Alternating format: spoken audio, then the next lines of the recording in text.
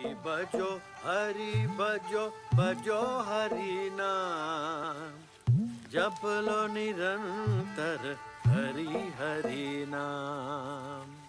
प्रभु के भजन सा है नहीं कोई दाम, ऐ मन सुमिरन कर पाले हरि का धाम।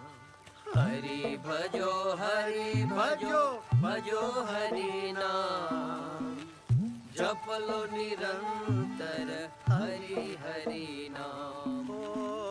भज लो निरंतर प्रभु जी का नाम।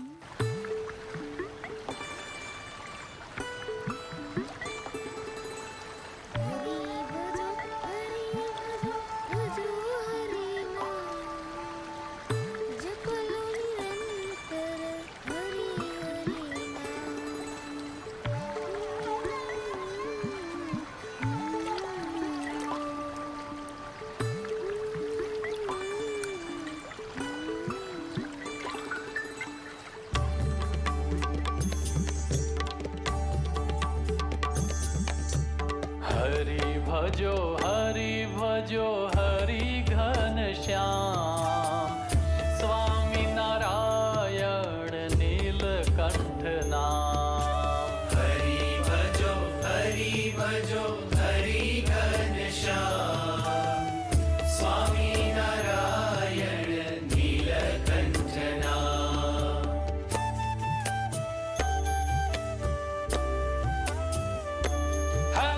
सर्वोपरि दिव्य राजे अक्षरधाम, करता साकार स्वयं सहजानंद श्याम।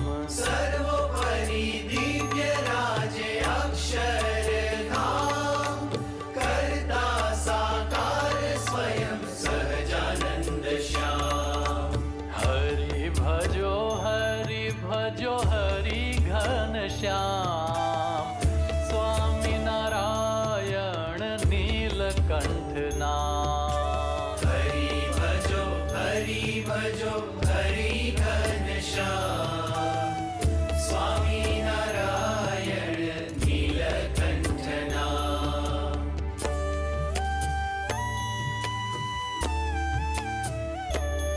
है प्रगट मुक्तिदाता गुणातीत धाम, अक्षर ब्रह्म संत सोहे शाश्वत विराम। प्रगट मुक्तिदाता गुणातीत धाम, अक्षर ब्रह्म संत सोहे शाश्वत विराम। हरि भजो हरि घन श्याम, स्वामी नारायण नीलकंठ नाम। हरि भजो हरि घन श्याम, स्वामी नारायण नीलकंठ नाम। भजो तप मूर्ति नीलकंठ नाम। भजो तप मूर्ति नीलकंठ नाम।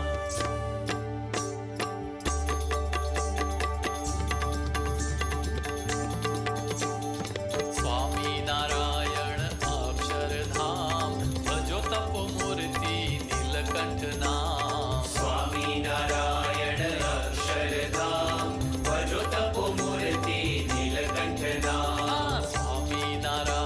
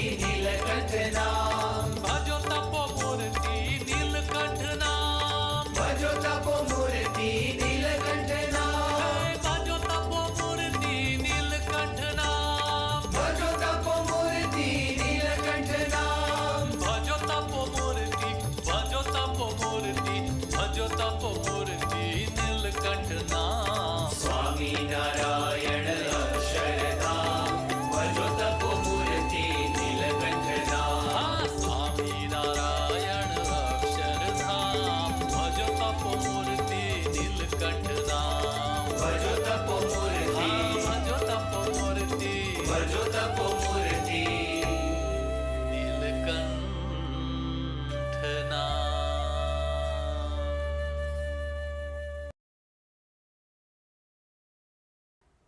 ओम श्री गंगाई नाथाय नमः। जय श्री गुरुदेव, जय श्री दादा गुरुदेव। आप सबका बहुत बहुत स्वागत है आज के सत्संग में। मेरा नाम राजशिव है और मैं एक सिद्ध योग साधक हूँ। हमारे गुरुदेव जी का नाम समर्थ सदगुरुदेव श्री रामलाल जी सियाग है और मैं उनका शिष्य हूँ। और मैंने गुरुदेव से दीक्षा ली 2014 में। तब से हम साधना कर रहे पिछले 10 वर्षों से, और सत्संग की प्राप्ति जो हमें हुई है पिछले 4 वर्षों से, तो हम सत्संग कर रहे हैं। सत्संग क्या है? हमारे होने वाले परिवर्तनों की जो है वो बात है। जो भी साधना से जो परिवर्तन आते हैं उसी की हम बात करते हैं, ताकि अवेयरनेस हो लोगों को साधना के विषय में। समय बदल रहा है बहुत तेज़ी से, और जो लोग साधना के विषय में नहीं जानते थे अब वो जानने लग गए हैं, क्योंकि इंटरनेट है, बहुत सारी इन्फॉर्मेशन है इंटरनेट पर। और हमारे जैसे बहुत सारे ऐसे साधक हैं जो अपने अपने अनुभवों को जो है दुनिया को बताते हैं कि हम साधना करते हैं, हमें ऐसा अनुभव होता है। बहुत कुछ बदल गया है, बहुत कुछ बदल गया है, बहुत कुछ बदल गया है। लोग कहते हैं कब बदलेगा युग, तो मुझे तो बदला हुआ ही लग रहा है, काफ़ी कुछ बदला हुआ लग रहा है। चलिए, तो आज का जो सत्संग है हम शुरू करेंगे। रास लीला का प्रारंभ हो रहा है। आज ये अध्याय शुरू करेंगे, पढ़ेंगे, क्योंकि अध्याय थोड़ा सा लंबा है जहाँ तक मुझे लगता है सर। तो समय पर शुरू करते हैं, क्योंकि रात भी थोड़ी देर हो जाती है व्यस्तता के कारण। तो शुरू करेंगे। अब अगर आपका प्रश्न रहा कोई तो फिर हम बाद में, अध्ययन के बाद में ले लेंगे। ठीक है, पहले अध्ययन शुरू करते हैं। तो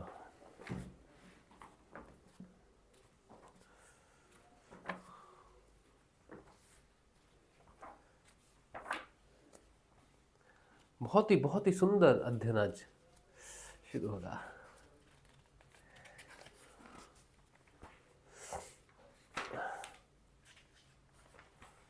किधर है भाई, किधर है? इतनी दूर। रास लीला का आरंभ। एक रास लीला है और एक महारास भी है ना? एक महारास भी होता है। फोटो जो मैंने पीछे लगाई है वो महारास की है शायद। हमको तो अंतर मालूम नहीं था, अभी मालूम चला जब मैंने देखा आगे एक अध्याय है जिसमें महारास लिखा है। तो वो शायद शरद पूर्णिमा पे जो होता है, शायद रास पूर्णिमा बोलते हैं शायद उसको, होली, हाँ, डोल पूर्णिमा, होली शायद, पता नहीं मुझे, हमें को इतनी जानकारी नहीं है हमको। चलिए शुरू करते हैं। श्रीमद् भागवत शुक सुधा सागर। जय श्री गुरुदेव, जय श्री शुक सुधा सागर। दशम स्कंध 29वां अध्याय, रासलीला का प्रारंभ। आप सबको नमस्कार है, स्वयं को भी हम नमस्कार करते हैं कि इतना सौभाग्य हमें प्राप्त हुआ कि श्रीमद् भागवत का अध्ययन हम कर सके अपने जीवन में। श्री सुखदेव जी कहते हैं, हे परीक्षित, शरद ऋतु थी, उसके कारण बेला, चमेली आदि सुगंधित पुष्प खिलकर महक रहे थे। भगवान ने चीरहरण के समय गोपियों को जिन रात्रियों का संकेत किया था, वे सब की सब पूंजीभूत होकर एक ही रात्रि के रूप में उल्सित हो रही थी। भगवान ने उन्हें देखा, देखकर दिव्या बनाया। गोपियां तो चाहती ही थी। अब भगवान ने भी अपनी अचिंत्य महाशक्ति योग माया के सहारे उन्हें निमित्त बनाकर रसमयी रास क्रीड़ा करने का संकल्प किया। अमना होने पर भी उन्होंने अपने प्रेमियों की इच्छा पूर्ण करने के लिए मन स्वीकार किया। भगवान के संकल्प करते ही चंद्रदेव ने प्राची दिशा के मुखमंडल पर अपने शीतल किरण रूपी कर कमलों से लालिमा की रोली केसर मल दी। जैसे बहुत दिनों के बाद अपनी प्राण प्रिय पत्नी के पास आकर उसके प्रियतम पति ने उसे आनंदित करने के लिए ऐसा किया हो। ये बड़ी सीक्रेट बात लिख दी इन्होंने। हाँ, पति पत्नी का रहस्य खोल दिया है। क्या क्या रहस्य है? जैसे बहुत दिनों के बाद अपनी प्राण प्रिय पत्नी के पास आकर उसके प्रियतम पति ने उसे आनंदित करने के लिए ऐसा किया हो। इस प्रकार चंद्रदेव ने उदय होकर न केवल पूर्व दिशा का, प्रत्युत संसार के समस्त चर अचर प्राणियों का संताप, जो दिन में शरतकालीन प्रखर सूर्य रश्मियों के कारण बढ़ गया था, दूर कर दिया। उस दिन चंद्रदेव का मंडल अखंड था। पूर्णिमा की रात्रि थी। वे नूतन केसर के समान लाल लाल हो रहे थे। कुछ संकोच मिश्रित अभिलाषा से युक्त जान पड़ते थे। उनका मुखमंडल लक्ष्मी जी के समान मालूम हो रहा था। उनकी कोमल किरणों से सारा वन अनुराग के रंग में रंग गया था। वन के कोने कोने में उन्होंने अपनी चांदनी के द्वारा अमृत का समुद्र उंडेल दिया था। कितनी सुंदर कविता लिखी हुई है है, बड़ा सुंदर लिखा हुआ है भाव से। भगवान श्री कृष्ण ने अपने दिव्य उज्ज्वल रस के उद्दीपन की पूरी सामग्री उन्हें और उस वन को देखकर अपनी बांसुरी पर व्रज सुंदरियों के मन को हरण करने वाली काम बीज, ओए होए होए होए होए होए,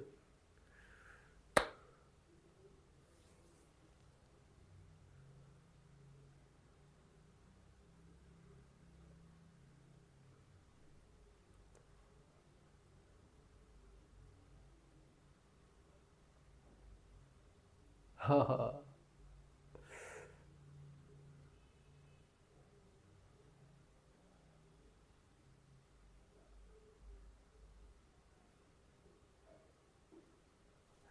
क्या बात है।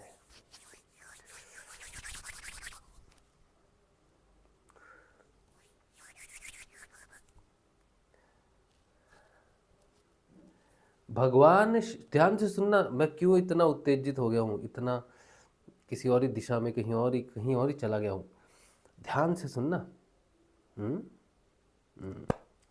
भगवान श्री कृष्ण ने अपने दिव्य उज्ज्वल रस के उद्दीपन की पूरी सामग्री उन्हें और उस वन को देखकर अपनी बांसुरी पर व्रज सुंदरियों के मन को हरण करने वाली काम बीज क्लिंग की अस्पष्ट एवं मधुर तान छेड़ी। ये जो बात है ना,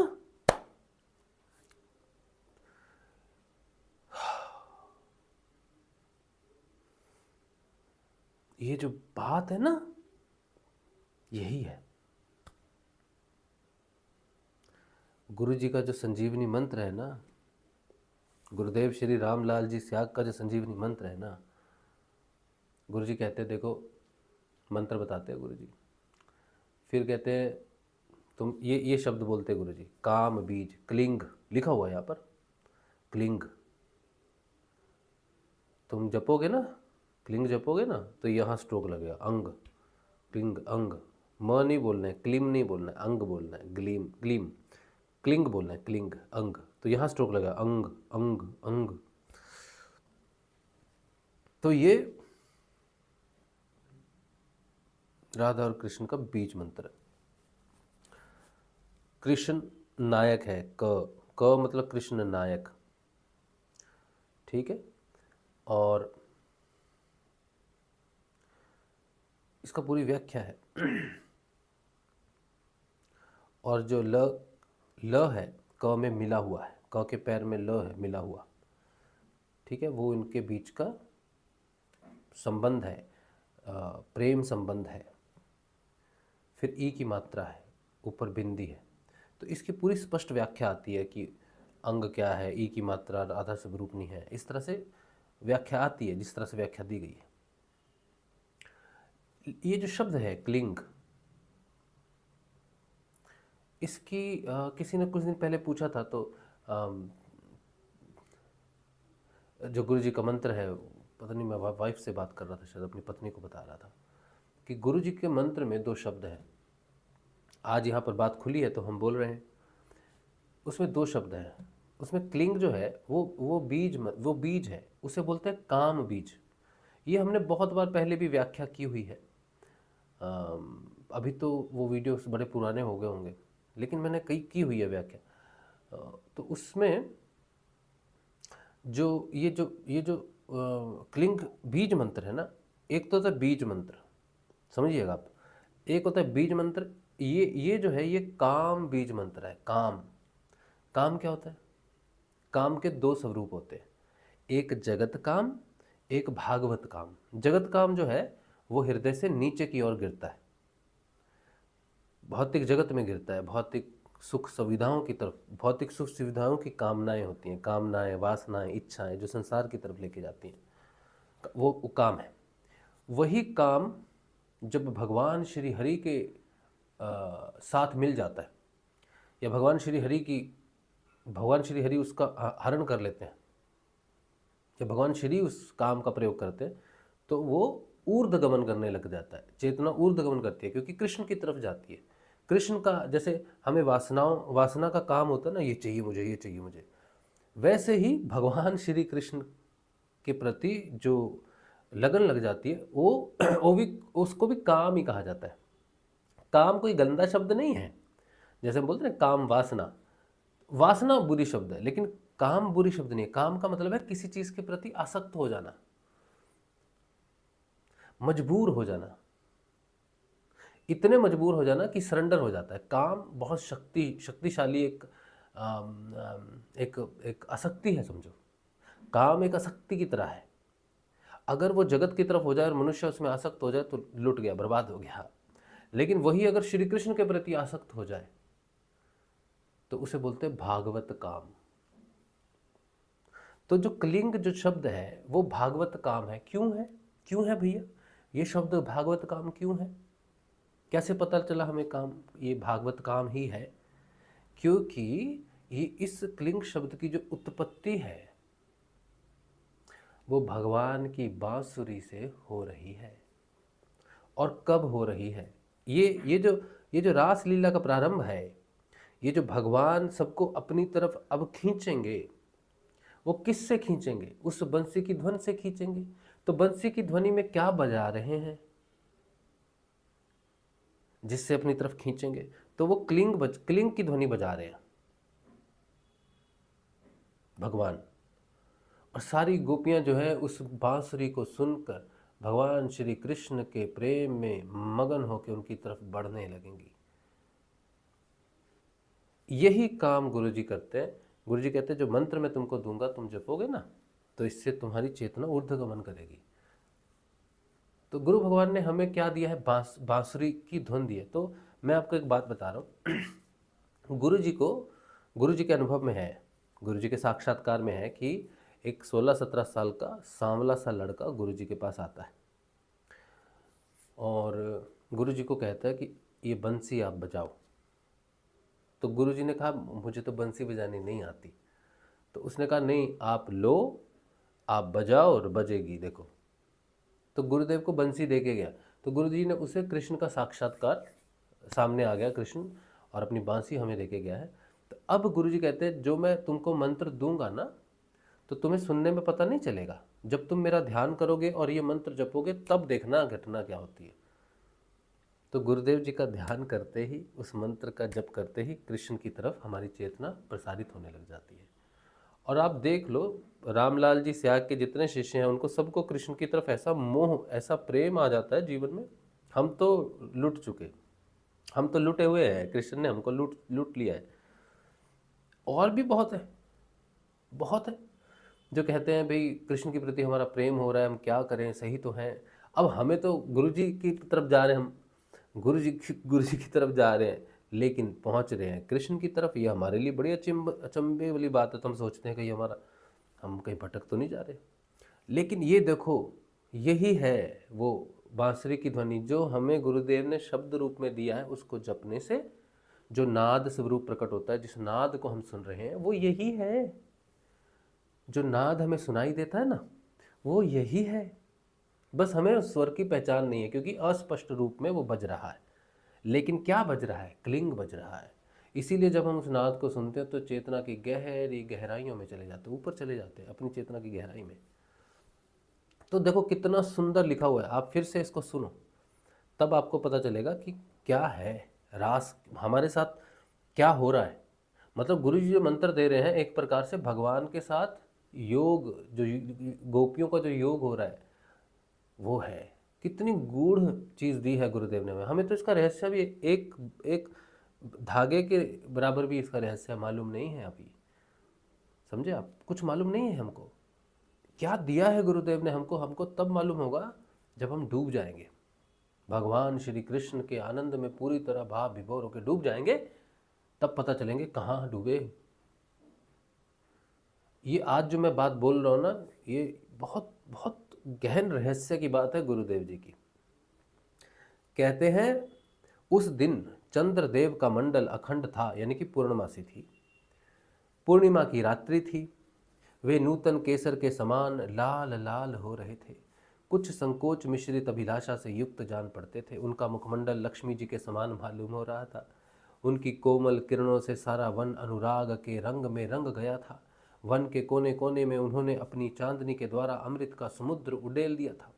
भगवान श्री कृष्ण ने अपने दिव्य उज्ज्वल रस के उद्दीपन की पूरी सामग्री उन्हें और उस वन को देखकर अपनी बांसुरी पर व्रज सुंदरियों के मन को हरण करने वाली, फिर से सुनो, व्रज सुंदरियों के मन को हरण करने वाली। आप कौन हो? आप जब गुरु जी का ध्यान करोगे आप वही व्रज सुंदरी हो। और आपके मन का हरण कौन करेगा? वही जो मंत्र आप जप रहे हो ना, जिसमें क्लिंग है, वही है। हाँ, हरण कर लेगा आपके मन का। कहाँ ले जाएगा हरण करके? ऊपर ले जाएगा, यहाँ जाके लय हो जाएगा। तो व्रज सुंदरियों के मन को हरण करने वाली काम बीज क्लिंग की अस्पष्ट एवं मधुर तान छेड़ी। भगवान का वह वंशी वादन भगवान के प्रेम को, उनके मिलन की लालसा को अत्यंत उकसाने वाला, बढ़ाने वाला था। यूं तो श्याम सुंदर ने पहले से ही गोपियों के मन को अपने वश में कर रखा था। अब तो उनके मन की सारी वस्तुएं भय, संकोच, धैर्य, मर्यादा आदि की वृत्तियां भी छीन ली। वंशी ध्वनि सुनते ही उनकी विचित्र गति हो गई। अभी हमको पता चल रहा है हाय कि भगवान जब बंसी बजाते थे तो सारे उनकी तरफ क्यों मुड़ जाते थे। गाय, बछड़े, गोपियाँ, गोप सब के सब उनके बांसुरी की धुन से मनमोहित क्यों हो जाते थे? क्योंकि वो चित्त चोर है, वो जाल है, उसका मन पर फेंकता है, खींच लेता है। और चंद्र जो है वो मन की ही तो स्वरूप है, चंद्र मन का ही तो स्वरूप है। इसीलिए कृष्ण चंद्रवंशी है। मन का हरण करने वाला कृष्ण वो चंद्रवंश में पैदा हुआ। और उस दिन तो पूरा चंद्रमा है गोटा, एकदम उचित समय हरण करने का उसका। सुंदर सुंदर चांद है, तो बड़ी सुंदर व्याख्या है। तो फिर क्या कहते हैं? वंशी ध्वनि सुनते ही उनकी विचित्र गति हो गई। उन्होंने एक साथ साधना की थी। श्री कृष्ण को पति रूप में प्राप्त करने के लिए वे गोपियां भी एक दूसरे को सूचना न देकर, यहाँ तक कि एक दूसरे से अपनी चेष्टा को छिपाकर जहाँ वे थे वहाँ के लिए चल पड़ी। यहीं पर मैं एक बार याद है, मैं कविता ढूंढ रहा था, मैं गुरुदेव भगवान के प्रति हमारा बड़ा प्रेम जागा, तो हमने गुरुदेव से भाव विभोर होके प्रेम में गुरुदेव से कहा कि गुरुदेव आप हमें ना, आप अपना हमें गोप बना लो, आप हमें अपना गोप बना लो। तो उस भाव में हमने गुरु जी को नील मोहन के रूप में कल्पना की कि मेरे गुरुदेव जो है वो नील मोहन है ना। तो हमने गुरुदेव के लिए कविता लिखी थी। उस वक्त तो हमें उस दिन मिली नहीं थी, हम अभी आपको वो सुनाते हैं। और वो ऐसी कविता थी, उसके 3 महीने के बाद, उस कविता को लिखने के 3 महीने बाद भगवान श्री गुरुदेव हमें नील मोहन के रूप में प्राप्त हो गए। और वो नील मोहन जो है हमारे श्री कृष्ण के रूप में गुरुजी प्राप्त हो गए। तब तो हम नहीं जानते थे ये सब, तब नहीं जानते थे, जब प्राप्त हो गए तब पता चला।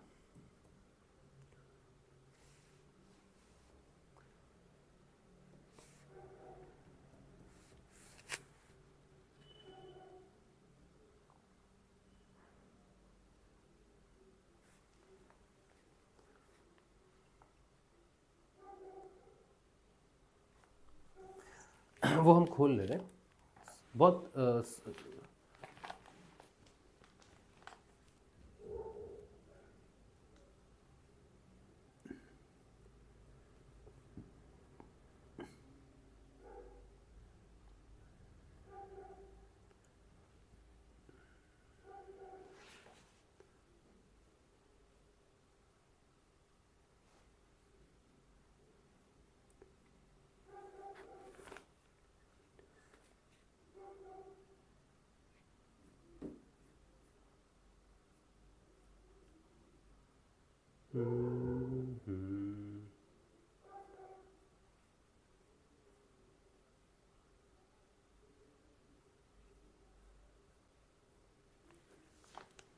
ज़्यादा देर नहीं लगेगी, मुझे मिल जाएगा।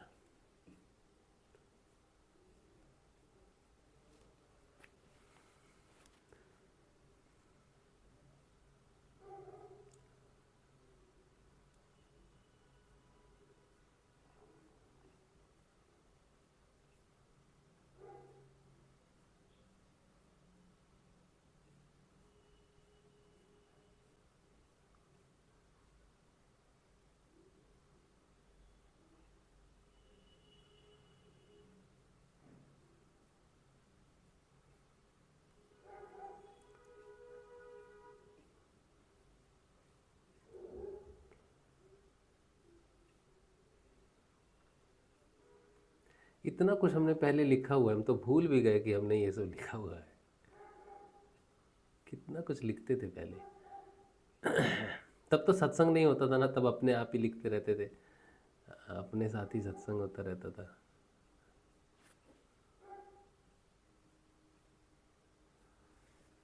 हे प्रभु, माय जर्नी है, मैंने देखा था, ढूंढा था पहले।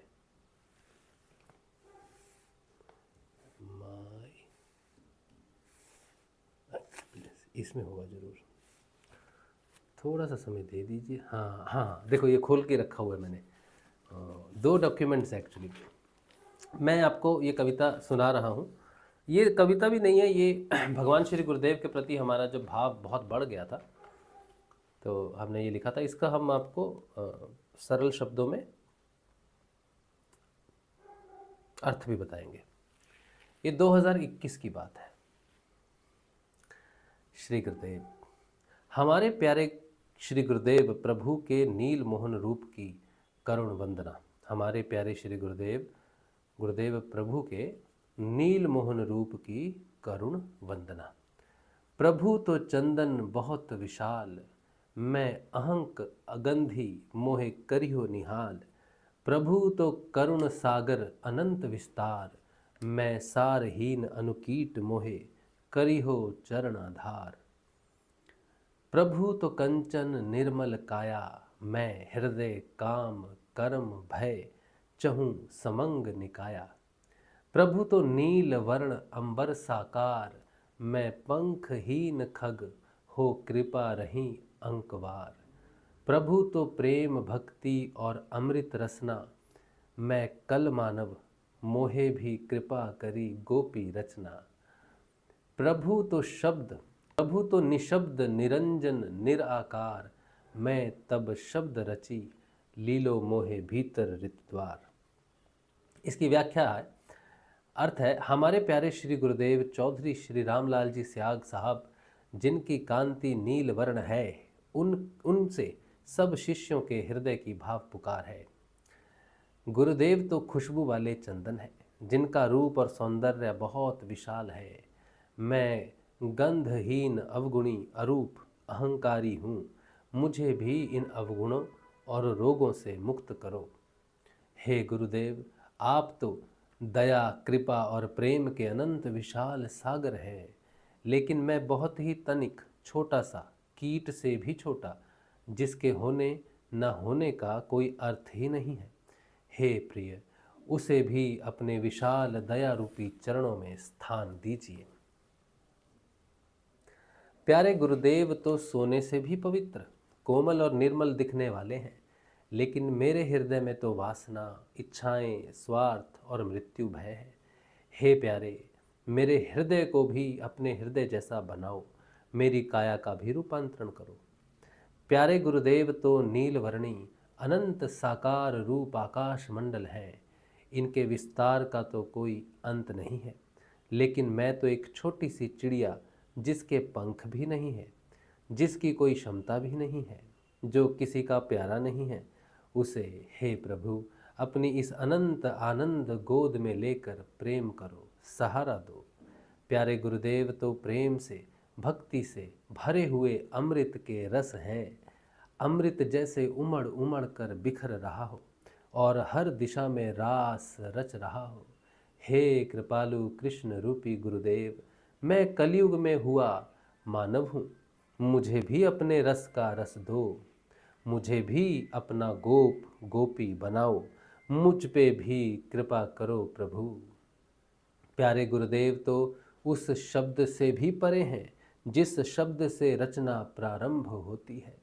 वो निरंजन पद अविनाशी, जो रचना से परे और अनादि है, जिसका कोई अंत नहीं, वो निराकार है, सर्वव्यापक है, व्याप्त है।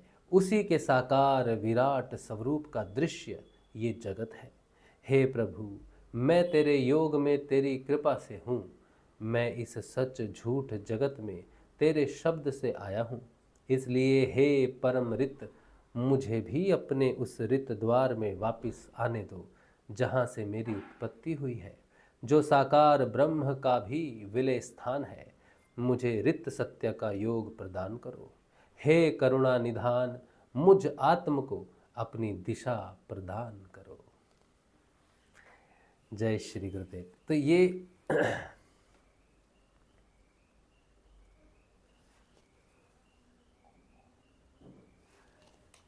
वो भाव पुकार है जो एक दिन हम बहुत भावुक हो गए थे गुरुदेव के नील, भगवान गुरुदेव को नील स्वरूप में देखने लग गए या फिर मानने लग गए, ऐसा मेरा भी भाव हुआ। तब हमने ये लिखा था। इसके 3 महीने बाद हमको गुरुदेव का स्वप्न आया था, 3 महीने बाद।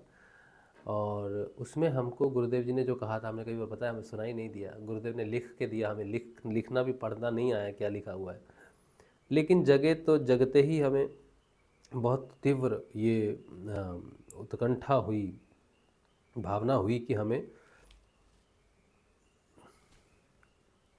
जगन्नाथ जी के दर्शन करने जाना चाहिए। तो हम जगन्नाथ जी के दर्शन करने गए।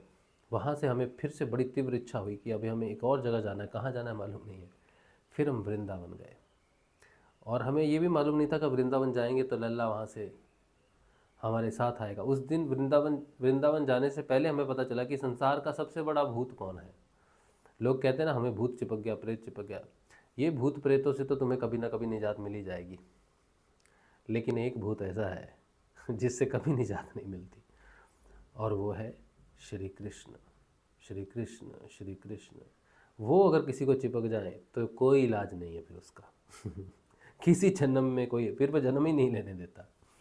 तो हमें चिपक गया वो वृंदावन में।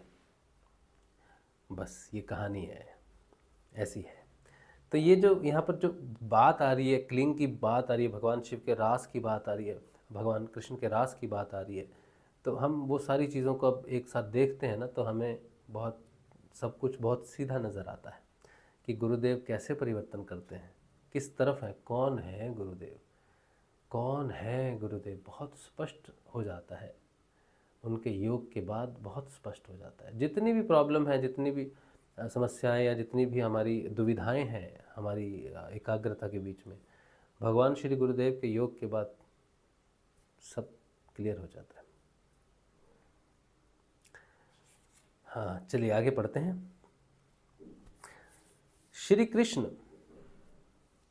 कृष्ण को पति रूप में प्राप्त करने के लिए वे गोपियां भी एक दूसरे को सूचना ना देकर, यहाँ तक कि एक दूसरे से अपनी चेष्टा को छिपाकर जहाँ वे थे वहाँ के लिए चल पड़ी। हे परीक्षित, वे इतने वेग से चली थीं कि उनके कानों के कुंडल झोंके खा रहे थे। वंशी ध्वनि सुनकर जो गोपियां दूध दुह रही थी, वे अत्यंत उत्सुकतावश दूध दुहना छोड़कर चल पड़ी। जो चूल्हे पर दूध औंटा रही थी, वे उफनता हुआ दूध छोड़कर, और जो लपसी पका रही थी, वे पकी हुई लपसी बिना उतारे ही ज्यों की त्यों छोड़कर चली गई। गुरु जी कहते तुम ये मंत्र जपो, तुम ये मंत्र जपो, ध्यान अपने आप लग जाएगा। बस ये वही काम हो रहा है, इनकी साधना सफल होगी, इनका ध्यान लग रहा है, कुछ नहीं पता भाई क्या हो रहा है, बस उसकी तरफ भाग रही हैं।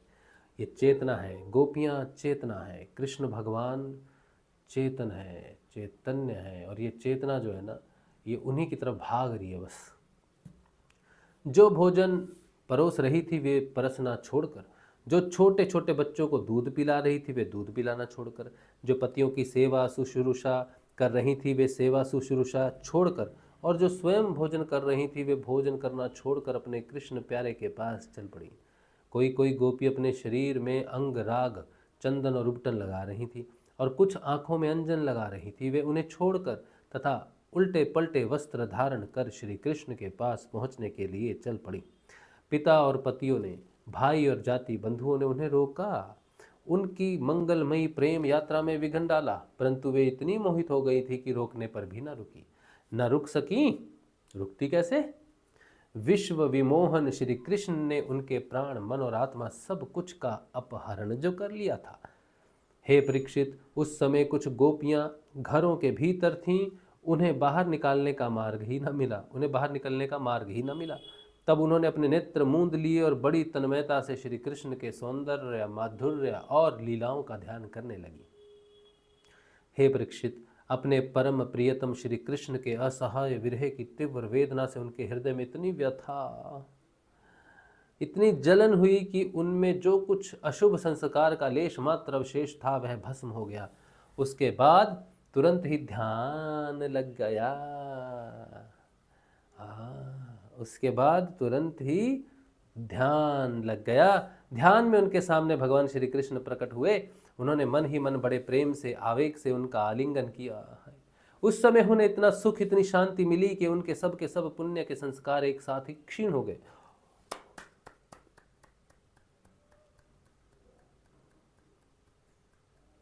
क्या बोला है, क्या बोला है, क्या बोला है, देखो देखो क्या बोला है।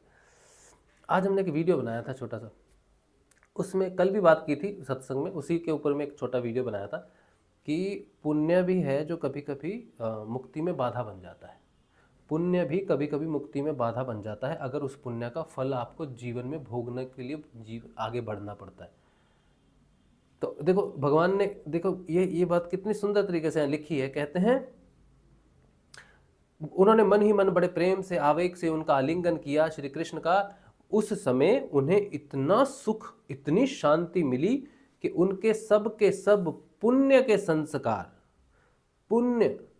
संस्कार एक साथ ही क्षीण हो गए, खत्म हो गए। पुण्य के संस्कार क्षीण हो गए, खत्म हो गए। मतलब उस पुण्य को उन्होंने भोगना था जन्म आगे, लेकिन क्षीण हो गए। यही बात छोटा सा वीडियो बनाया था, इसी बात को विस्तृत रूप से बताया गया था।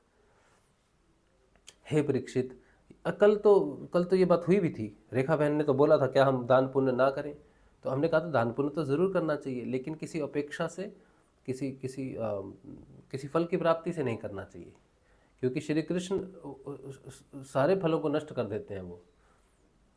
हाँ, हे परीक्षित, यद्यपि उनका उस समय श्री कृष्ण के प्रति जार भाव भी था, तथापि कहीं सत्य वस्तु भी भाव की उपेक्षा रखती है।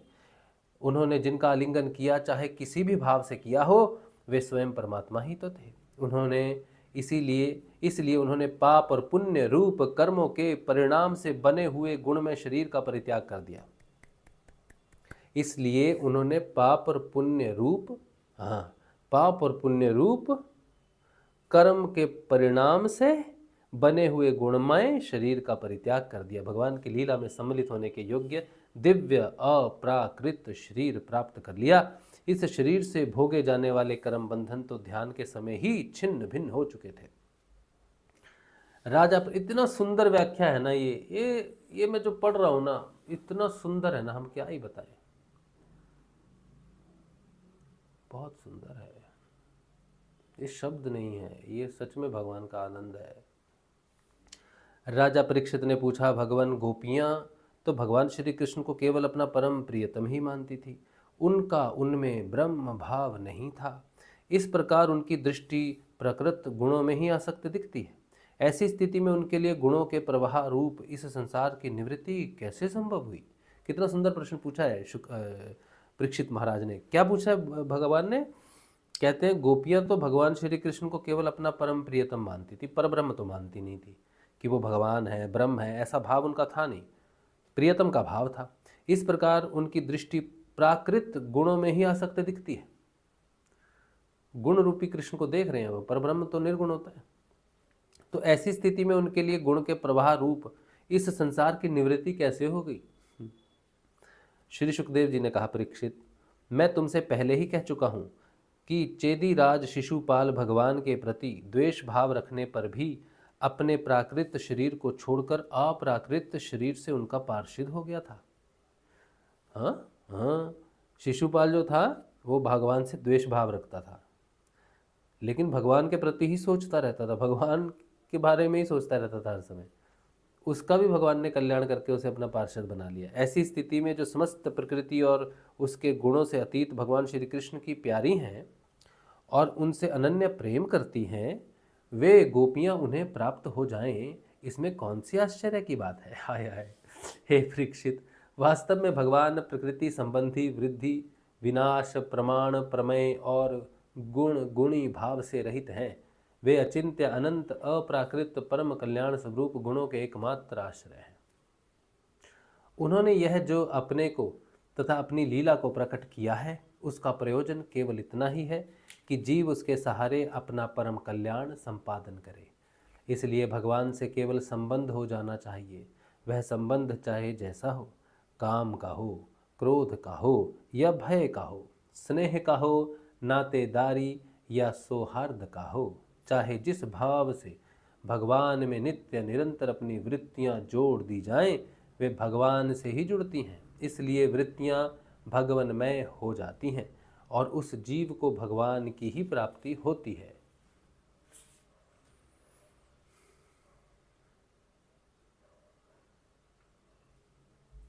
ये जो बात है ना, इसके दो स्वरूप है। नरेश कुमार नेपाल से जो है, इन्होंने मुझे इस पर एक मैसेज किया था। पहले भी मैंने बात की थी भाव पर, तो मुझे उतना उनका समझ नहीं आती बात, लेकिन मोटा मोटा वो कुछ बोल रहे थे कि भाव किसी के प्रति भी हो वो अलग अलग है, कुछ बोल रहे थे कि एक ही तरफ चली जाती है। कहने का मतलब ये था कि छोटी छोटी धाराएं हैं जो भी।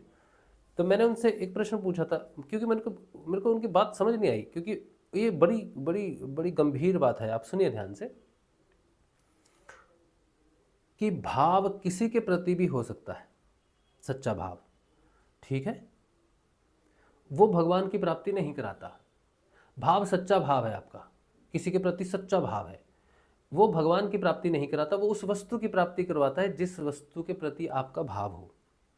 ये बात अलग है। लेकिन यहाँ पर जो भाव की बात लिखी हुई है, ये भाव सिर्फ कृष्ण भगवान के प्रति ही है। कोई कृष्ण भगवान को पति मानता है, कोई भाई मानता है, कोई सखा मानता है, कोई पुत्र मानता है, कोई पिता मानता है, कोई कुछ मानता है, कोई कुछ मानता है।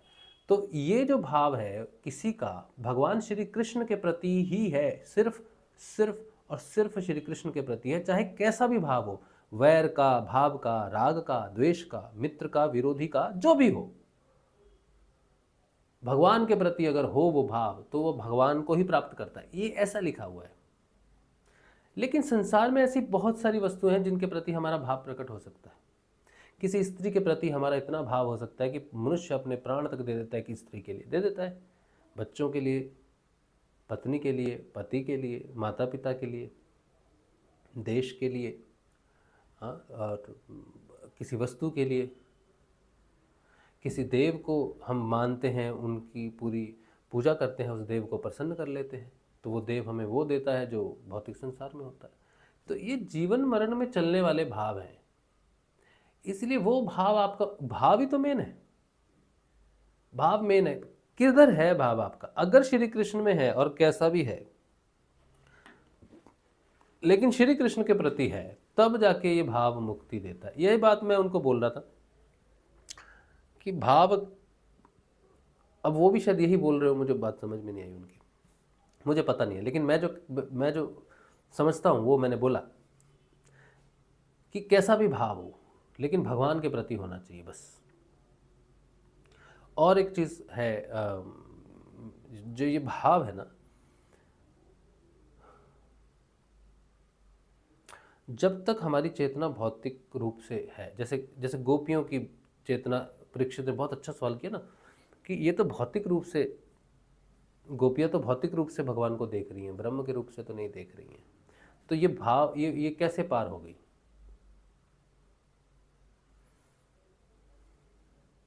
भौतिक दृष्टि के भाव से कैसे पार होगी? ये जो है, ये भगवान के प्रति लय हो गई। जो भाव शरीर है ना हमारा, वो दूसरे नंबर पर है। पहले नंबर पर शरीर है। शरीर से जब कोई भाव प्रकट करता है या शरीर के प्रति भाव करता है, तो जनरली वो भव सागर को पार नहीं कर सकता। और परीक्षित महाराज ने यही बात कही है कि शरीर भाव से जो भाव प्रकट हो रहा है वो तो नीचे बह रहा है, भाव दूसरे नंबर पर है, शरीर नीचे के पायदान पर है। तो दूसरे पायदान का भाव नीचे की तरफ बह रहा है, शरीर की तरफ बह रहा है, भगवान श्री कृष्ण के गुणमयी शरीर की तरफ बह रहा है, दूसरा पायदान नीचे आ रहा है सीढ़ी। तो वो सातवें पायदान पर कैसे पहुंच गई?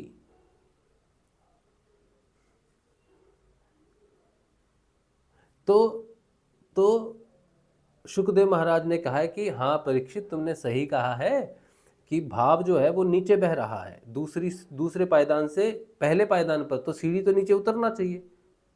कोई दूसरे नंबर की सीढ़ी से पहले नंबर के नीचे पांव रखेगा तो नीचे उतरेगा ना, सातवें नंबर पर कैसे पहुंच जाएगा? कितने अचंभे की बात है।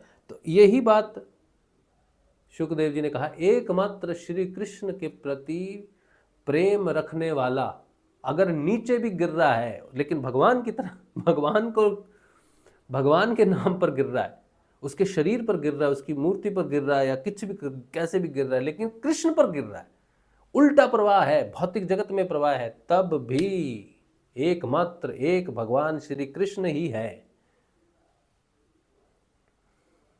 जो सारे गुणों के एकमात्र आश्रय हैं, कल्याण स्वरूप हैं। वो जाएगा नीचे लेकिन पहुंचेगा ऊपर। ये गजब है, ये है बात। तो नीचे जो जगत है ना, पहला जो पायदान है ना सीढ़ी का, भौतिक जगत, देवी देवता सब वहां पर हैं। तो जिसका भाव जिसके प्रति होगा उसको वही प्राप्ति होगी, और नीचे ही होगी, भौतिक जगत में ही होगी। लेकिन भौतिक जगत में एक कृष्ण का स्वरूप भी है, एकमात्र भगवान श्री कृष्ण का स्वरूप भी है। अगर कोई उसकी तरफ जाता है तो भगवान उसको भगवान तार देंगे। और यही बात भगवान ने गीता में कही है कि अर्जुन, जो मुझे भजता है वो मुझे प्राप्त होता है, और जो पितरों को भजता है वो पितरों को प्राप्त होता है, देवताओं को भजता है देवताओं को प्राप्त होता है। तो भाव कृष्ण के प्रति अगर है तो वो किसी भी स्वरूप में, किसी भी भाव में, किसी भी स्वरूप में तभी पार पड़ेंगे। लेकिन अगर तुम्हारे कहने का मतलब ये है कि भाव किसी के प्रति संसार में किसी भी चीज पर आसक्त हो जाए तो मुक्ति देगा, तो नहीं देगा। इतना सा फर्क है बस जो भाव के संबंध में है। ये जो दूसरी नंबर की सीढ़ी है ना, ये 7वें नंबर पर खुलती है। इसके ऊपर हमने एक वीडियो बनाया, पता नहीं कब रिलीज होगा। तो ये बात है। तो जब कोई हमें प्रश्न भेजता है, लंबे चौड़े प्रश्न भेजता है, हम जब पढ़ते ना, तो कई बार तो कोई कॉमा नहीं लगाता, कोई फुल स्टॉप नहीं होता, कहीं पूर्ण विराम नहीं है, कहीं अर्ध विराम नहीं है ना।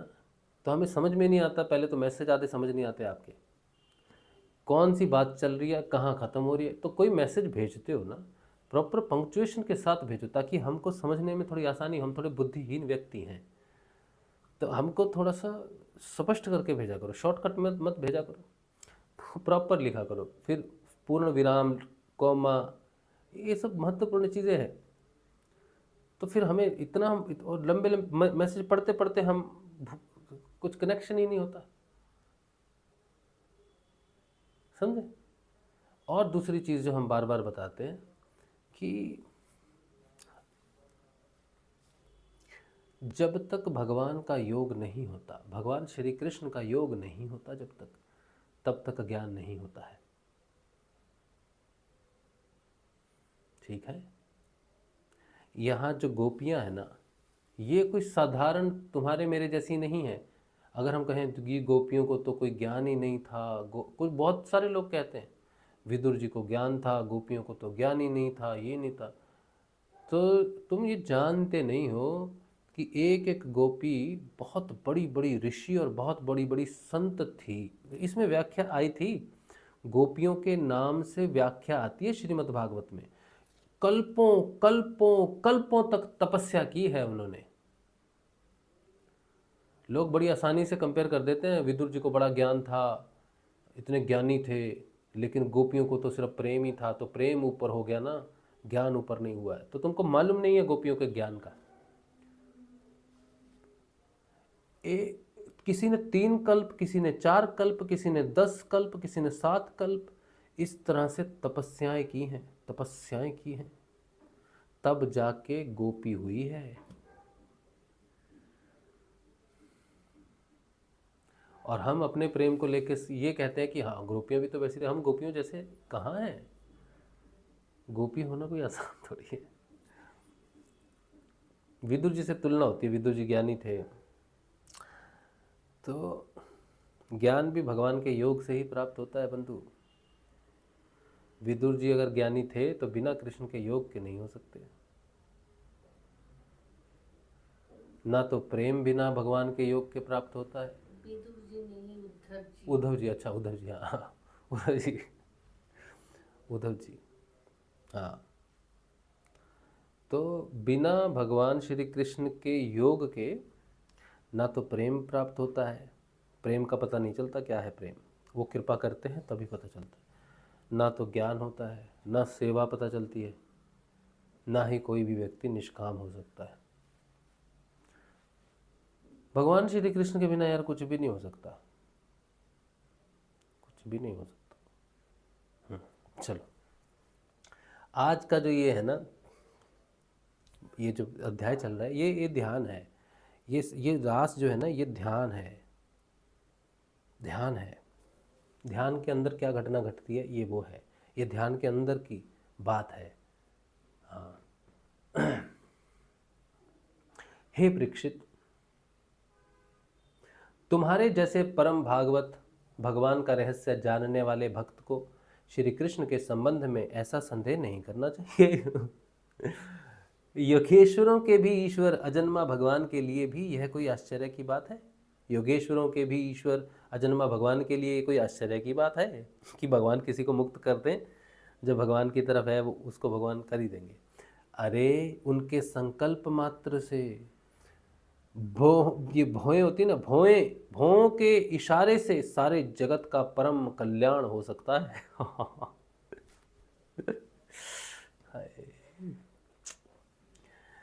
क्या कह रहे हैं सुखदेव जी के, देखो भाषा देखो सुखदेव जी की अभी कैसी है।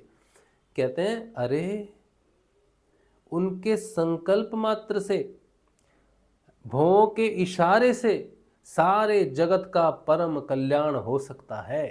अब भगवान श्री कृष्ण ने देखा कि व्रज की अनुपम विभूतियां गोपियां मेरे बिल्कुल पास आ गई हैं, तब उन्होंने अपनी विनोद भरी वाक चातुरी से उन्हें मोहित करते हुए कहा, क्यों ना हो, भूत भविष्य और वर्तमान काल के जितने वक्ता हैं उनमें वे ही तो सर्वश्रेष्ठ हैं। इसीलिए तो उनको क्या बोला भगवान को, वाक चातुरी, बात करने में होशियार। क्या कहते हैं भगवान? भगवान श्री कृष्ण ने कहा, हाय महाभाग्यवती गोपियों, तुम्हारा स्वागत है। बतलाओ तुम्हें प्रसन्न करने के लिए मैं कौन सा काम करूं? व्रज में तो सब कुशल मंगल है ना, कहो इस समय यहाँ आने की क्या आवश्यकता पड़ गई? सुंदरी गोपियों, रात का समय है, यह समय ही बड़ा भयावना होता है और इसमें बड़े बड़े भयावने जीव जंतु इधर उधर घूमते रहते हैं। अतः तुम सब तुरंत व्रज में लौट जाओ। रात के समय घोर जंगल में स्त्रियों को नहीं रुकना चाहिए। तुम्हें न देखकर तुम्हारे माँ बाप, पति, पुत्र और भाई बंधु ढूंढ रहे होंगे, उन्हें भय में न डालो। तुम लोगों ने रंग बिरंगे पुष्पों से लदे हुए इस वन की शोभा को देखा? पूर्ण चंद्रमा की कोमल रश्मियों से यह रंगा हुआ है, मानो उन्होंने अपने हाथों चित्रकारी की हो। और यमुना जी के जल का स्पर्श करके बहने वाले शीतल समीर की मंद मंद गति से हिलते हुए ये वृक्षों के पत्ते तो इस वन की शोभा को और भी बढ़ा रहे हैं। परंतु अब तो तुम लोगों ने यह सब कुछ देख लिया है, अब देर मत करो, शीघ्र से शीघ्र व्रज में लौट जाओ। तुम लोग कुलीन स्त्री हो और स्वयं भी सती हो। जाओ जाओ, अपने पतियों की और सतियों की सेवा शुश्रूषा करो। देखो तुम्हारे घर के नन्हे नन्हे बच्चे और गौओं के बछड़े रो रंभा रहे हैं, उन्हें दूध पिलाओ, गोएं धुओ। अथवा यदि मेरे प्रेम से परवश होकर तुम लोग यहाँ आई हो तो इसमें कोई अनुचित बात नहीं हुई। यह तो तुम्हारे योग्य ही है, क्योंकि जगत के पशु पक्षी तक मुझसे प्रेम करते हैं, मुझे देखकर प्रसन्न होते हैं। कल्याणी गोपियों, स्त्रियों का परम धर्म यही है कि वे पति और उसके भाई बंधुओं की निष्कपट भाव से सेवा करें और संतान का पालन पोषण करें। जिन स्त्रियों को उत्तम लोक प्राप्त करने की अभिलाषा हो, वे पातकी को छोड़कर और किसी भी प्रकार के पति का परित्याग ना करे।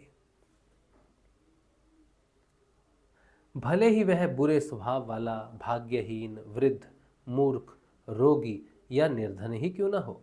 कुलीन स्त्रियों के लिए जार पुरुष की सेवा सब तरह से निंदनीय ही है। इससे उनका परलोक बिगड़ता है, स्वर्ग नहीं मिलता। इस लोक में अपयश होता है। यह कुकर्म स्वयं तो अत्यंत तुच्छ क्षणिक है ही, इसमें प्रत्यक्ष वर्तमान में भी कष्ट ही कष्ट है। मोक्ष आदि की तो बात ही कौन करे, यह साक्षात परम भय नरक आदि का हेतु है। हे गोपियों, मेरी लीला और गुणों के श्रवण से, रूप के दर्शन से, उन सब के कीर्तन और ध्यान से मेरे प्रति जैसा अनन्य प्रेम की प्राप्ति होती है, वैसे प्रेम की प्राप्ति पास रहने से नहीं होती। हाय गोपियों, मेरी लीला और गुणों के श्रवण से, मेरी लीला और गुणों के श्रवण से, रूप के दर्शन से, उन सब के कीर्तन और ध्यान से मेरे प्रति जैसी अनन्य प्रेम की प्राप्ति होती है, वैसे प्रेम की प्राप्ति पास रहने से नहीं होती। इसलिए तुम लोग अभी अपने अपने घर लौट जाओ। श्री सुखदेव जी कहते हैं, हे परीक्षित, भगवान श्री कृष्ण का यह अप्रिय भाषण सुनकर गोपियां उदास खिन्न हो गई, उनकी आशा टूट गई। वे चिंता के अथाह एवं अपार समुद्र में डूबने उतरने लगी। उनके बिंबाफल पके हुए कुंदरू के समान लाल लाल अधर शोक के कारण जलने वाली लंबी और गर्म सांस से सूख गए। हाय, उन्होंने अपने मुंह नीचे की ओर लटका लिए। वे पैर के नखों से धरती कुरेदने लगी। नेत्रों से दुख के आंसू बह बह कर काजल के साथ वक्ष स्थल पर पहुंचने और वहां लगी हुई केशर को धोने लगे। उनका हृदय दुख से इतना भर गया कि वे कुछ बोल न सकी, चुपचाप खड़ी रहीं। गोपियों ने अपने प्यारे श्याम सुंदर के लिए सारी कामनाएं, सारे भोग छोड़ दिए थे। श्री कृष्ण में उनका अनन्य अनुराग, परम प्रेम था। जब उन्होंने अपने प्रियतम श्री कृष्ण की यह निष्ठुरता से भरी बात सुनी तो बड़ी ही अप्रिय सी मालूम हो रही थी। तब उन्हें बड़ा दुख हुआ। आंखें रोते रोते लाल हो गईं, आंसुओं के मारे रुंध गईं। उन्होंने धीरज धारण करके अपनी आंखों से आंसू पोंछे और फिर प्रणय कोप के कारण वे गदगद वाणी से कहने लगी। गोपियों ने कहा, प्यारे श्री कृष्ण, तुम घट घट व्यापी हो, हमारे हृदय की बात जानते हो। तुम्हें इस प्रकार निष्ठुरता भरे वचन नहीं करने चाहिए। हम सब कुछ छोड़कर केवल तुम्हारे चरणों में ही प्रेम करती हैं। इसमें संदेह नहीं है कि तुम स्वतंत्र और हठीले हो, तुम पर हमारा कोई वश नहीं है।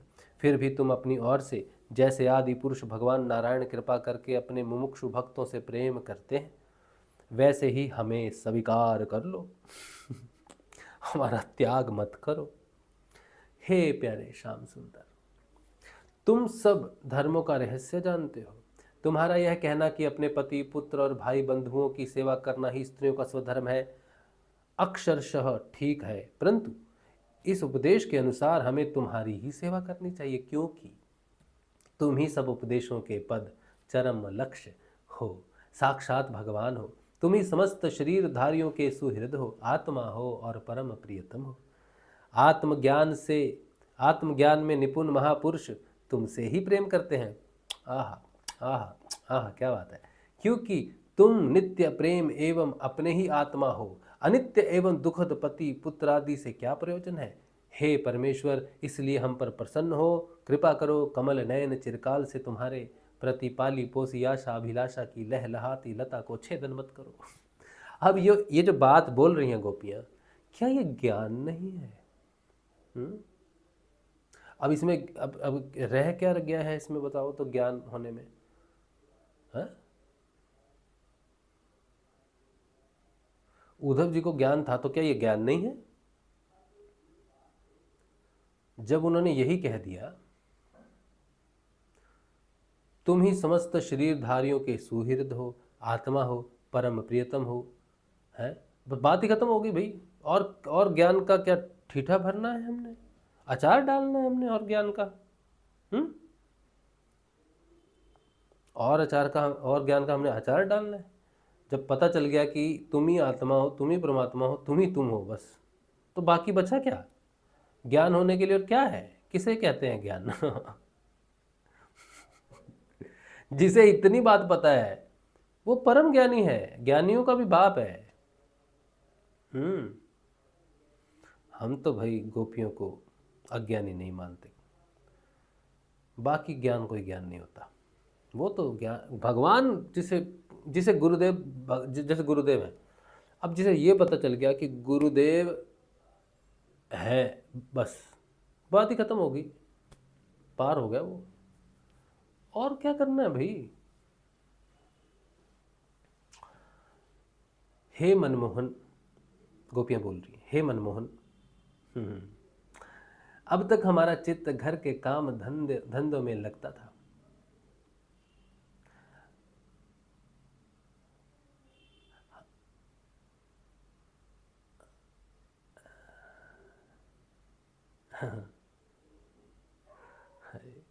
अब तक हमारा, हे मनमोहन, अब तक हमारा चित्त घर के काम धंधों में लगता था, इसी से हमारे हाथ भी उनमें रमे हुए थे। परंतु तुमने हमारे देखते देखते हमारा यह चित्त लूट लिया है। इसमें तुम्हें कोई कठिनाई भी नहीं उठानी पड़ी। तुम तो सुख स्वरूप हो ना, परंतु अब तो हमारी गति मति निराली ही हो गई है।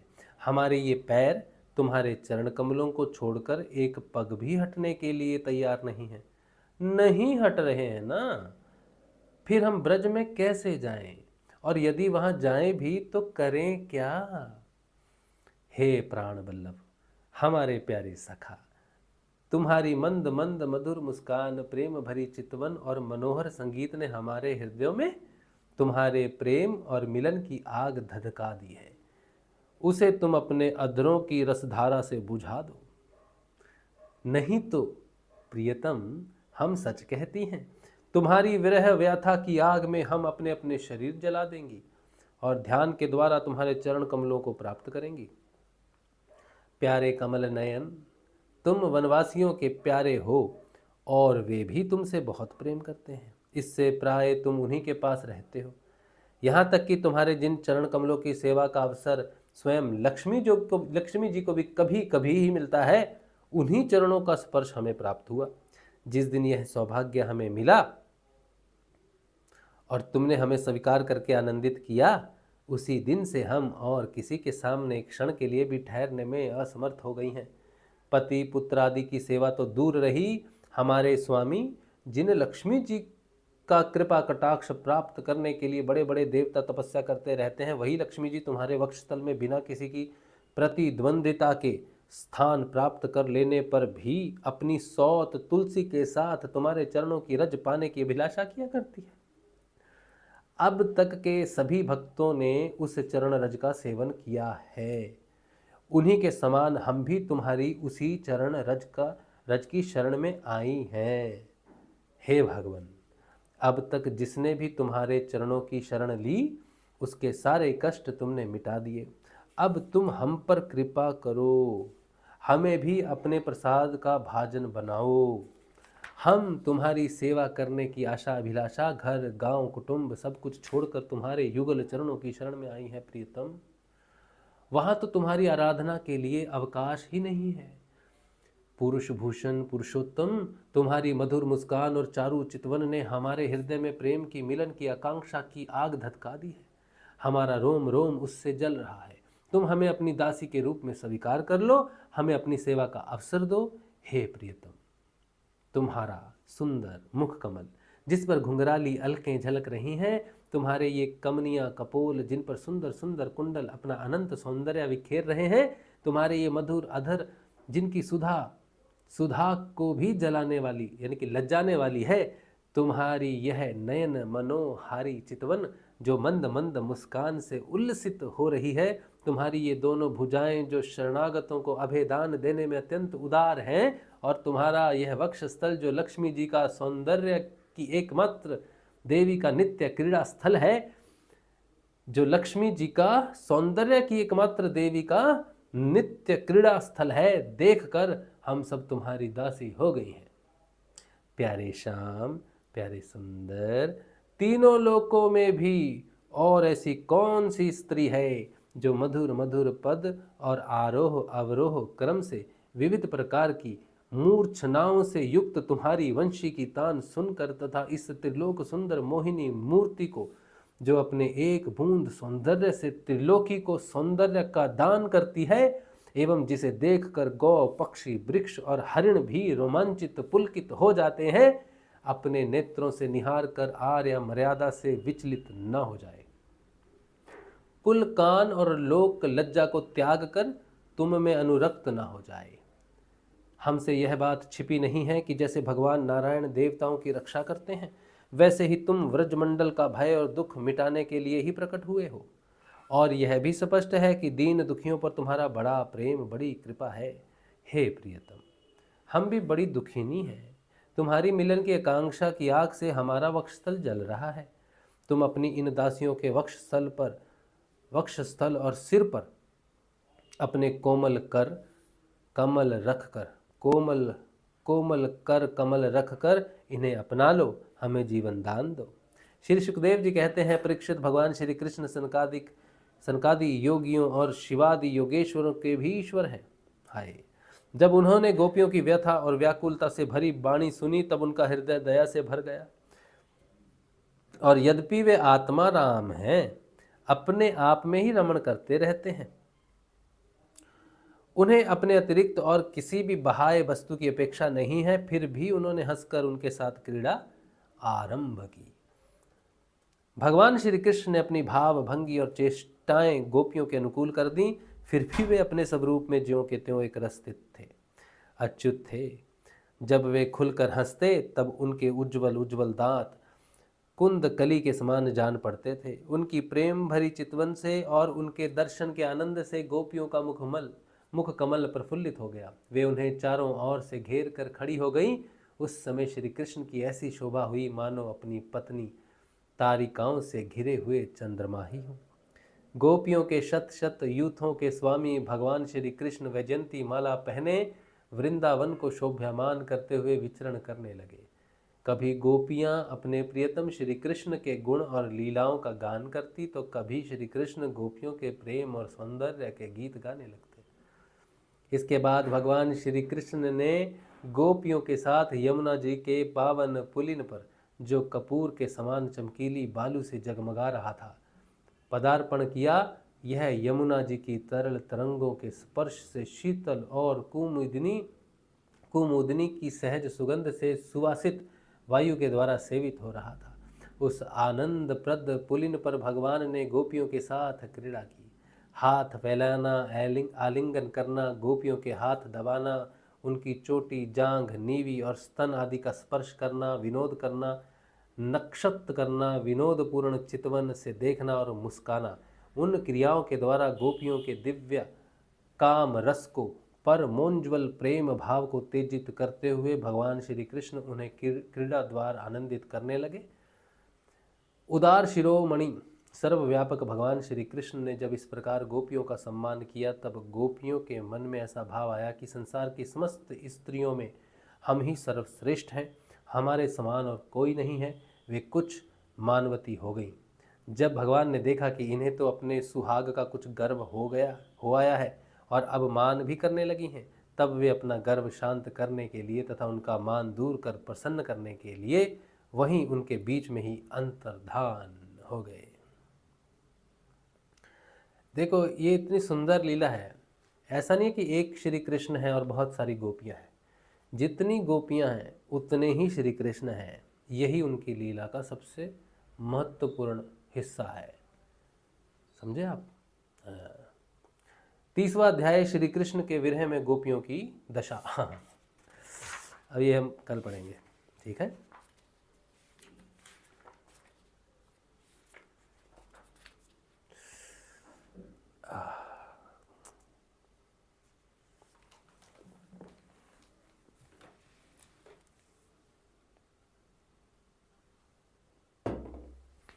चलिए, आपका कोई प्रश्न रहा तो देखते हैं फिर क्या है।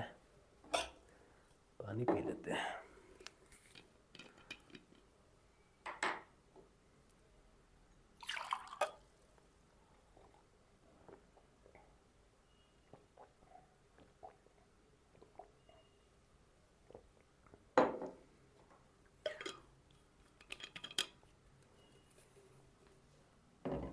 चलिए, आप सबको जय श्री गुरुदेव।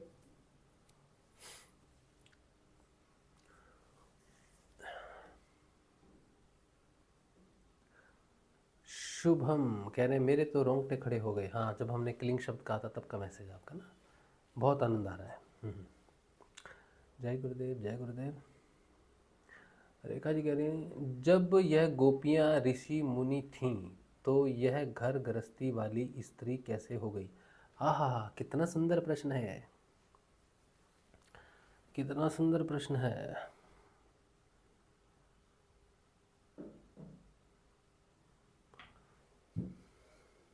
देखिए ध्यान से सुनिए, ये जो पूरा शरीर है ना, इसमें जो लोक हैं, जो प्रकृति के अधीन हैं, जो लय हो जाते हैं, नष्ट हो जाते हैं, फिर से उनकी सृजना होती है, उनमें आता है भूलोक, भुवलोक, भू स्वलोक, फिर आता है महरलोक जहाँ तपस्वी रहते हैं। महरलोक में भी तपस्वी हैं, भगवान के भक्त हैं। फिर आता है तपलोक, तपलोक में भी भगवान की तपस्या करते हैं। ठीक है, तो ये 5 लोक हैं। यहाँ विशुद्धि चक्र में समझो तपलोक है, हृदय में महरलोक है, मणिपुर में स्वलोक है, नीचे भुव और मूलधारा में भूलोक है। तो ये यहाँ यह तपस्या है, यहाँ तक कोई पहुँच जाए तपस्वी है वो। ठीक है, कलयुग में तो नाम से ही हो जाता है काम, लेकिन सभी युगों में ऐसा नहीं है। सभी युगों में लंबे लंबे युग हैं, लंबी लंबी तपस्याएं हैं, योगी हैं, ऋषि हैं। ठीक है, और यहाँ से लेकर यहाँ तक भी बहुत लंबा चौड़ा रास्ता है। तो ये जो जनलोक है, जिसे जनलोक माना जाता है आज्ञा चक्र को, ये नष्ट नहीं होता है प्रलय में। तो महरलोक जब भगवान सारी सृष्टि को समेट लेते हैं ना, तो महरलोक और तपलोक के जो तपस्वी हैं वो जनलोक में शिफ्ट हो जाते हैं उस समय के लिए, क्योंकि महरलोक के बाद वो योगी हैं। लेकिन जब लय होता है तब सब एक जगह सिमट जाते हैं, फिर से जब विस्तार होता है तो वापस अपने लोकों में प्रकट होते हैं। ठीक है, लेकिन अगर मुक्ति चाहिए, अगर किसी को मुक्ति चाहिए तो उसको वापस धरा पर आना पड़ेगा और भू भुव भ स्वाहा से होते हुए उसको अपने पूर्ण यात्रा करनी पड़ेगी। ऐसा हमारा मानना है और हमें जितना समझ में आता है अपने आप को देखकर। ठीक है, ये है। तो ऋषि मुनि हो गई हैं, इसका मतलब ये नहीं है कि कोई मुक्त हो गया। ऋषि मुनि तपस्या लोक में है, तपस्या कर रहे हैं। कंदरा, अभी भी हिमालय पे जाओ तो कंदराओं में 800 साल पुराने ऋषि तपस्या कर रहे हैं, धरती पर ही हैं, तपस्या कर रहे हैं। भगवान श्री कृष्ण का योग इतना आसान नहीं है, कल्पों तक तपस्या करनी पड़ती है। इस समय, इस कलयुग के समय में जब हम बात करते हैं ना गुरुदेव की, योग की बात करते हैं, ध्यान की बात करते हैं, तो लोगों को मालूम नहीं है हम क्या बात कर रहे हैं। साधारण व्यक्ति की तो बात ही छोड़ दो, जो खुद ध्यान करते हैं उनको भी मालूम नहीं है क्या बात कर रहे हैं। जिनका ध्यान नहीं लगा है उनको मालूम ही नहीं है ध्यान होता क्या है। जो ध्यान के प्रयास में है, क्रिया योग में है, क्रिया योग में ही 10-10 जीवन निकल जाते हैं। यम सिद्ध नहीं होता, नियम सिद्ध नहीं होता। ठीक है, ध्यान क्या है? जिसको ध्यान प्राप्त हो रहा है ना, वो उसे एक ही जीवन में हो गया है ऐसा नहीं है। पीछे कितनी ही जीवन है जिसमें तपस्या है, तब जाके एक जीवन में योग प्राप्त होता है कृष्ण का। आप इस बात को बड़ा सहज ले रहे हो, ध्यान और योग को। जो गुरुदेव ने आके, ये जो गुरुदेव है ना रामलाल जी से आ गए, इन्होंने जो लुटाया है आके, लोग उसकी वैल्यू नहीं जानते। रामलाल जी सियाग ने जो दिया है उसकी वैल्यू मालूम ही नहीं है। मूर्ख युग है ये एक नंबर का। अब बंदर है ना, अब बंदर को मोतियों का हार दे दो, क्या उपयोग है उसके? कोई उपयोग है नहीं। उसके उपयोग का क्या है? वो मूंगफली दोगे तो पटक पटक करके खा जाएगा। मूंगफली उसके उपयोग की है, उसके मोतियों का हार क्या करना उसको। लेकिन कोई सुंदर स्त्री है, उसको मोतियों का हार दो तो वो आपको अपना चित्त दे देगी, आपसे प्रेम करेगी, है ना। तो जिसके लिए जो वैल्यू है, जिसके लिए जो श्रृंगार है, जो बनाया गया, जिसकी वैल्यू जिसके लिए है, उसी को मालूम है। तो जो ध्यान गुरुदेव ने दिया है ना, ये ध्यान कई जन्मों के बाद प्राप्त होता है। गुरुजी, और ये गुरुजी ने दे दिया है, ले लो ले लो ले लो, तो कोई आके ले लेगा? नहीं ले सकता। गुरुदेव जी ने खुले आके बोल दिया है, ये लो ले लो, सकता, ध्यान करो। और दिया भी है सच में, लेकिन देखो ये ईश्वर की ऐसी लीला है कि वो दे रहे हैं लेकिन तुम ले नहीं सकते, हम ले नहीं सकते। उसके लिए पात्रता होनी चाहिए। हाँ, गोपियाँ कोई साधारण नहीं है, गोपी होने के लिए बड़ी तपस्या लगती है। और मैं जो मानता हूँ ना, मैंने जो अभी तक समझा है अपने जीवन में, कि गोपियाँ योग प्राप्त करने के बाद ही कोई हो सकता है। कोई गोपी हो जाए पहले, योग बाद में हो, असंभव। पहले भगवान श्री कृष्ण का योग होगा, फिर गोप और गोपी की रचना होगी। बिना भगवान कृष्ण के कोई गोपी हो ही नहीं सकता है, हो ही नहीं सकता है। तो पहली घटना योग की है, गोपी दूसरी घटना है। ऋषि मुनि जीरो पर है, योगी पहली सीढ़ी पर है, और गोपी समझो दूसरे स्तर पर है। तो गोपी होने के लिए पहले ऋषि मुनि तपस्वी होना पड़ेगा, फिर भगवान का योग होना पड़ेगा, फिर उस योग से वो तुम्हें गोपी रचेंगे और गोपी को लय कर देंगे। ऋषि मुनि बहुत नीचे हैं गोपियों से, चेतना के आधार पर बोल रहे हैं हम। लंबी लंबी दाढ़ी रखना, लंबी लंबी जटाएं रखने का मतलब ये नहीं है कि उन्हें भगवान मिल जाएंगे। तपस्या करो, भगवान का योग प्राप्त करो और वापस भगवान का प्रेम प्राप्त करो। तो भगवान का प्रेम योग के बाद ही प्राप्त हो सकता है, इसीलिए प्रेम उच्चतर है। बिना योग के भगवान का प्रेम कैसे प्राप्त होगा, हमको तो समझ ही नहीं आती। क्योंकि श्री कृष्ण के बिना तो कुछ हो ही नहीं सकता है। प्रेम कैसे प्रकट हो सकता है, भगवान के बिना प्रेम प्रकट हो ही कैसे सकता है, तो हो ही नहीं सकता। भगवान होंगे तब उनसे जो प्रकट होगा प्रेम, उनसे जो प्रकट होगा ज्ञान, उनसे प्रकट होगी सेवा, उनसे ही सब कुछ प्रकट होगा। जब भगवान ही नहीं है और कोई कह दे कि हमें प्रेम हो गया है भगवान से, तो भाई कैसे हो गया प्रेम, कैसे हो गया प्रेम? बिना योग के कैसे हो गया तुमको प्रेम? हमको तो नहीं समझ में आती। कोई कहे हमको ज्ञान हो गया, तो कैसे हो गया तुमको ज्ञान? अरे यार कमाल है। नदी में भी पानी है, समंदर में भी पानी है, लेकिन नदी तो नदी है ना। जब तक वो समंदर में मिलेगी नहीं तब तक समंदर कहला नहीं सकती। तो कोई प्रेमी तब तक नहीं प्रेमी कहला सकता जब तक भगवान के साथ उसका योग ना हो।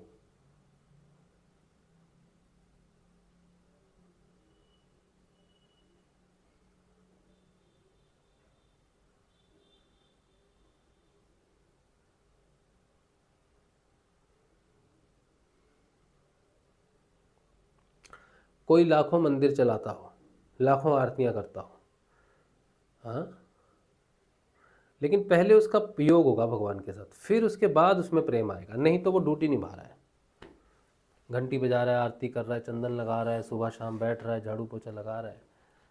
अगर भगवान उससे प्रसन्न हो गए तो भगवान उसको अपना योग देंगे, उसके बाद उसमें भगवान का प्रेम पैदा होगा।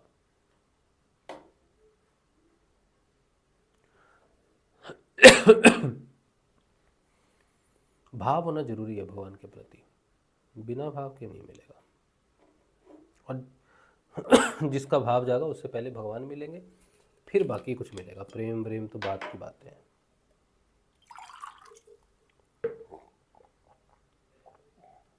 अगर भगवान के योग से पहले किसी को प्रेम हो जाए तो फिर भाई योग, फिर तो भगवान की जरूरत ही क्या है।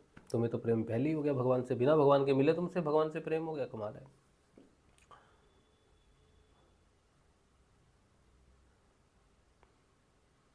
प्रेम के लिए तुम्हें पता तो होना चाहिए तुम इससे प्रेम करते हो, क्यों करते हो। जब वो प्रकट है सबके सामने, सभी तो नहीं उनसे प्रेम कर रहे, कुछ लोग कर रहे हैं। अब पांडव प्रेम कर रहे हैं भगवान से, द्रौपदी उनको सखा मानती है, प्रेम करती है। दुर्योधन तो नहीं करता उनसे प्रेम। दुर्योधन के सामने भी तो है, बाकियों के सामने भी तो है। तो उनकी इच्छा के बिना प्रेम कैसे प्रकट हो सकता है, हमको समझ नहीं आ रही बात। तो ये बात है, पता नहीं। हमारे हिसाब से तो भाई गोपियाँ कोई मामूली ऋषि मुनि तो उनके सामने कुछ भी नहीं है। गोपियों की श्रेणी उच्च है, योगियों से भी ऊंची श्रेणी गोपियों की है। चलिए, और कुछ तो प्रश्न नहीं है, बहुत अच्छी बात है। तो आज छुट्टी। चलिए, आज का सत्संग भगवान श्री गुरुदेव के श्री चरणों में रखते हैं। उम्मीद है कि आपको भी भगवान का रास प्राप्त हो रहा हो। आनंद आप लें, भगवान के योग में योगी हो जाएं, गोपी हो जाएं, गोप हो जाएं, और भगवान आपका हरण कर ले। इसी शुभकामना के साथ आज का सत्संग भगवान श्री गुरुदेव के श्री चरणों में नमस्कार। कल मिलेंगे, कल के ध्यान में और कल के सत्संग में। जय श्री